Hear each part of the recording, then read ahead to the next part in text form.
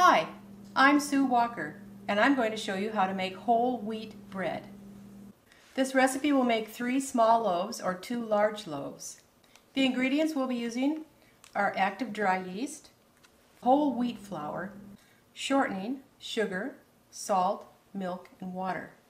The first step is to dissolve the dry yeast in warm, tepid water and a little sugar. Tepid water is water that is warmer than lukewarm, but not real hot to the touch. When you see the yeast mixture start to foam, then you'll know that the yeast is working and you can continue with your recipe. The next step is to put 2 1/4 cups of water and 3/4 cup of milk into a saucepan, put it on the stove and heat it to scalding. Scalding means that when the milk foams around the edge of the pan, it's scalded, but you don't want to boil it. After the water and milk is scalded, add 6 tablespoons of shortening, 6 tablespoons of sugar, and 3 teaspoons of salt. Mix that together until it's melted, and then put it aside to cool. After your mixture is cooled to lukewarm, then you can add the yeast mixture. You add the yeast, and then you stir it together. Okay, we're ready to add our flour. We're going to use 7 cups of flour, 4 cups of which will be whole wheat flour, and 3 cups will be regular white flour. Mix in enough flour until it's too thick to stir. When your dough is too thick to stir, you'll want to turn it out onto your surface. I recommend using the roll pot.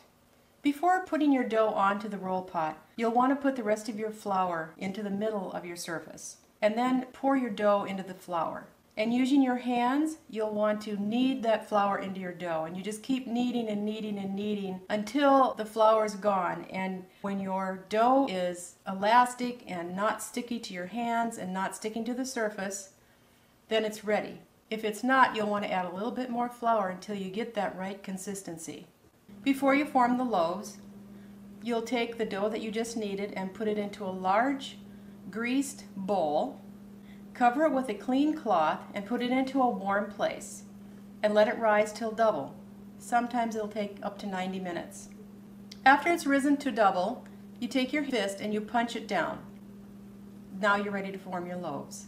Take your bread pans and you spray it with cooking spray, some kind of a baking spray, and then you take your dough and you divide it into either 2 or 3 sections, depending on if you want large loaves or small loaves. Using your hands, you take the dough and you form it into a long roll to fit the pan. After you've formed your loaves, you will let rise until it's double or into the shape you want. After it's risen, you take a toothpick and very gently poke a few holes down the middle of the bread. Make sure that the holes are only 1/4 inch deep, because you don't want to punch the bread down again. This will help vent the bread so that you won't get air bubbles. Make sure the pans are in the middle rack, and you'll want to bake them for approximately 30 minutes or until golden brown on top. Take your bread out of the oven and let it set for about 1 minute. And once you have the bread out, you'll want to brush the top with a little butter. Let the bread completely cool before you cut it.